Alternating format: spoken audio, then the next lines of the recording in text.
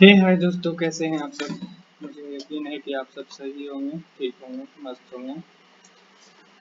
तो आज बिहार बेल्ट्रॉन 2024 के लिए डेटा एंट्री ऑपरेटर का जो वैकेंसी आया है उसमें कुछ महत्वपूर्ण क्वेश्चन हैं जो हम लेकर के आए हैं आप लोग के बीच। तो चलिए आज डिस्कस करते हैं।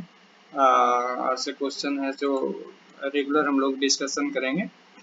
तो हमारे साथ जुड़े रहिए। तो पहला क्वेश्चन है, सीपीयू का पूरा रूप क्या है।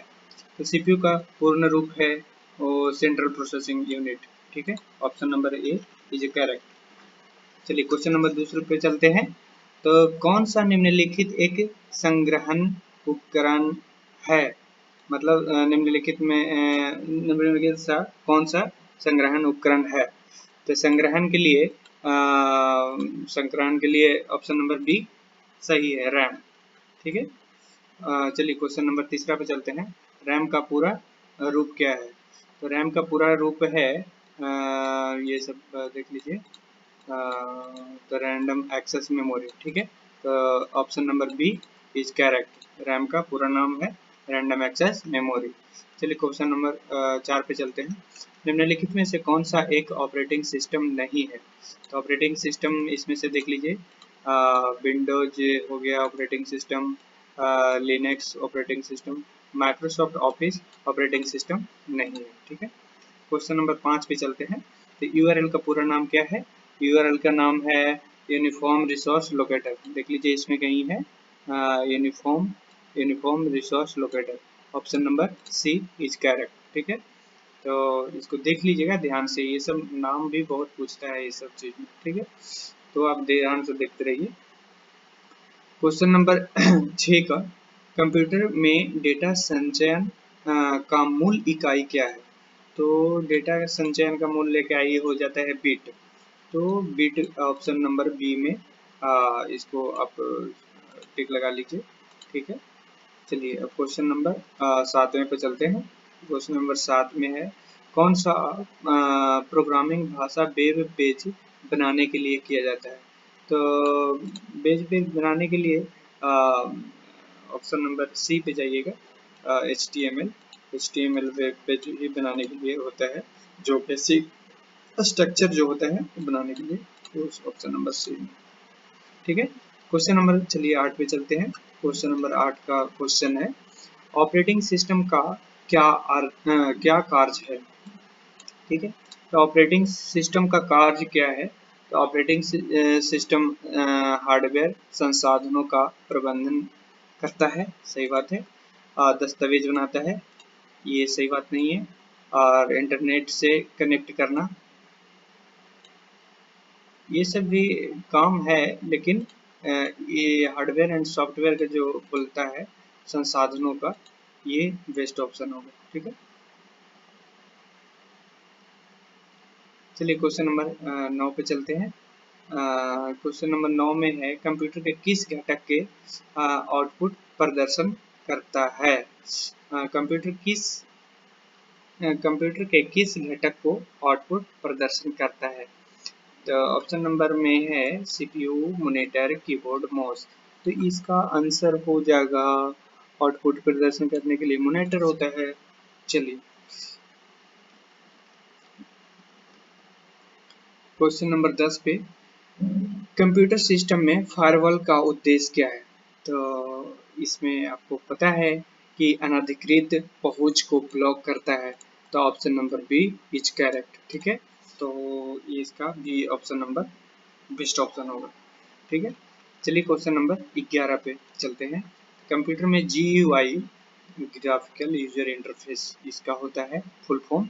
इसका graphical user interface option number ए बिल्कुल राइट है, तो आप इसे टिक आउट कर लीजिए। ठीक है, या ध्यान में डाल लीजिए, ये सब चीज आता ही है। ठीक है, फुल फॉर्म पूछेगा ही। ठीक, चलिए क्वेश्चन नंबर 12 पे चलते हैं। क्वेश्चन नंबर 12 में क्या एक आउटपुट उपकरण की कार्य होता है। ठीक है, आउटपुट उपकरण का क्या कार्य होता है। तो to provide output to the user, बिल्कुल सही बात है। तो ये यूजर को प्रोवाइड करता है, ठीक है, आउटपुट प्रोवाइड करता है। तो बिल्कुल सही बात है, तो option number A is correct. चलिए क्वेश्चन नंबर 13 पर चलते हैं। कौन सा फाइल एक्सटेंशन विंडोज में एजुकेटेबल फाइल के लिए होता है? तो एजुकेटेबल फाइल के लिए विंडोज में क्या होगा, आपको पता है EXT नोटपैड के लिए होता है, EXE होता है एजुकेटेबल फाइल होता है, और डॉक से जो डॉक्यूमेंट फाइल होता है, डॉक वाला JPG हो गया इमेज का, तो इसका आंसर होगा बी, ठीक है, तेरा का बी। चलिए 14 का देखते हैं। क्वेश्चन नंबर 14 का है, कंप्यूटर के कौन सा घटक अंकगणितिक और तार्किक कार्यों के लिए प्रदर्शित करने के लिए जिम्मेदार है? तो इसमें CPU, रैम, हार्ड डिस्क। तो इसका CPU ही होगा, क्योंकि तार्किक कार्य के लिए होता है ना CPU का, CPU होता है उसमें LU, CU, IMU तीनों इंक्लूड होता है, तो जो तार्किक काम करता है।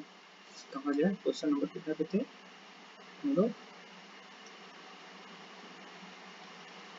हाँ जी, एक मिनट।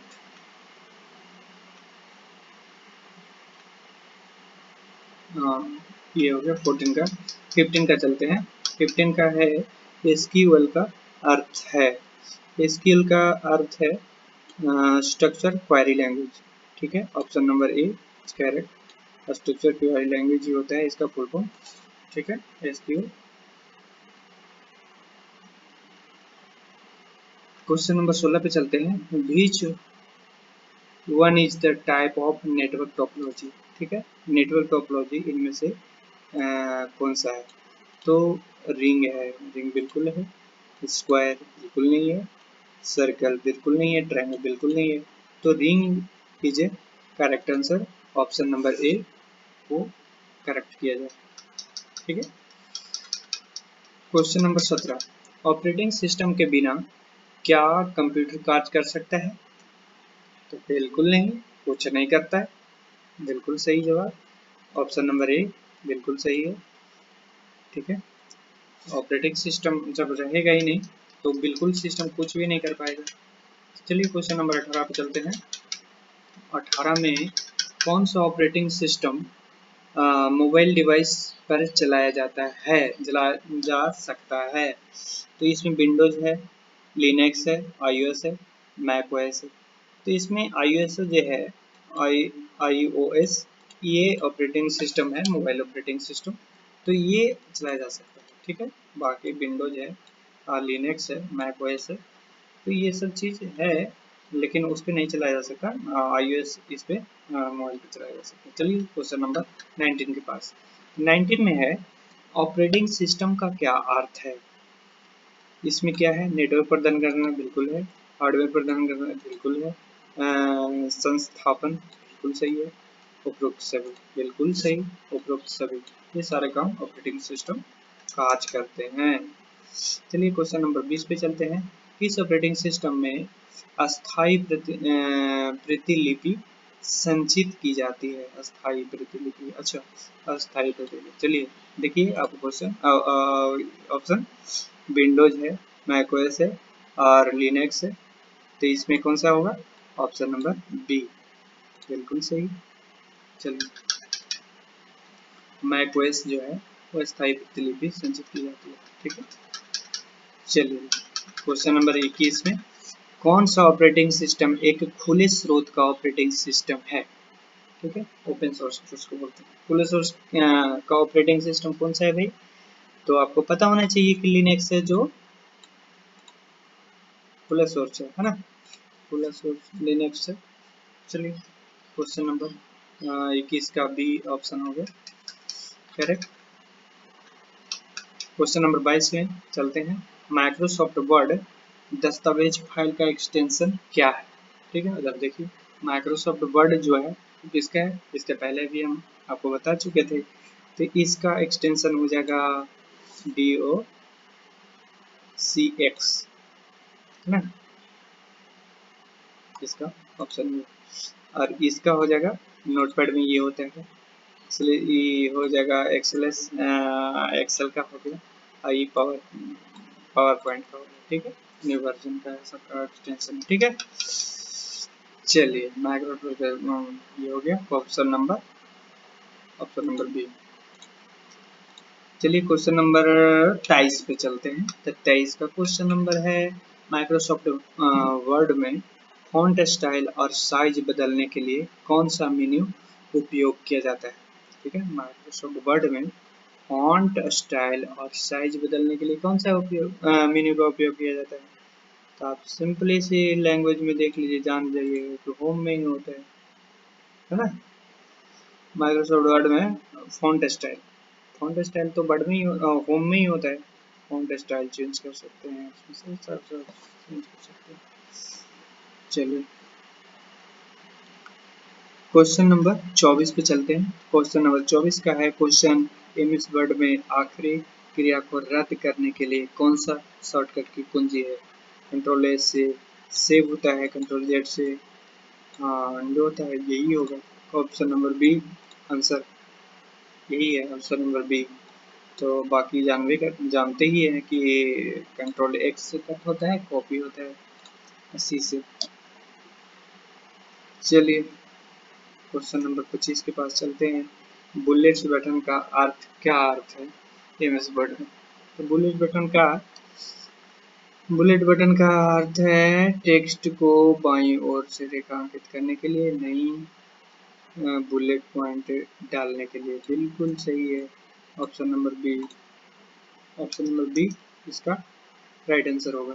बुलेट्स बटन को क्या काज है एमएस वर्ड में, तो सिंपल से है, बुलेट पॉइंट डालने के लिए होते हैं। क्वेश्चन नंबर 26 में चलिए। क्वेश्चन नंबर 26 का है, एमएस वर्ड में हेडर्स और फुटर डालने के लिए कौन सा टैब उपयोग किया जाता है। एमएस वर्ड में हेडर और फुटर डालने के लिए कौन सा किया जाता है। सिंपल सी है, इंसर्ट ऑप्शन नंबर बी पे है। चलिए क्वेश्चन नंबर 27 पे चलते हैं। कौन सा प्रोटोकॉल वेब पृष्ठों को लेकर के नेटवर्क से इंटरनेट तक पहुंचने में मदद करता है। हाँ, नेट से इंटरनेट तक कौन सा लेके जाता है, HTTP है ना। HTTP right answer option number ए। TCP SMTP जो SMS को रिसीव करने में उपयोगी होता है। RFT फाइल ट्रांसफर प्रोटोकॉल है, TCP प्रोटोकॉल। चलिए क्वेश्चन नंबर 28 पे चलते हैं। TCP/IP देखिए TCP का फुल फॉर्म है ट्रांसमिशन कंट्रोल प्रोटोकॉल, और IP का इंटरनेट प्रोटोकॉल, ठीक है। तो TCP/IP का full name option number A is correct. चलिए क्वेश्चन नंबर 29, किस डिवाइस का उपयोग नेटवर्क को भेजे गए डेटा को वापस प्राप्त करने के लिए किया जाता है ना।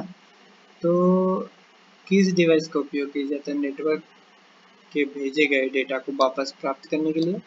तो ये रिपीटर को यूज करते हैं हम लोग, ठीक है ना, जो फिजिकल लेयर पे होता है, ठीक है।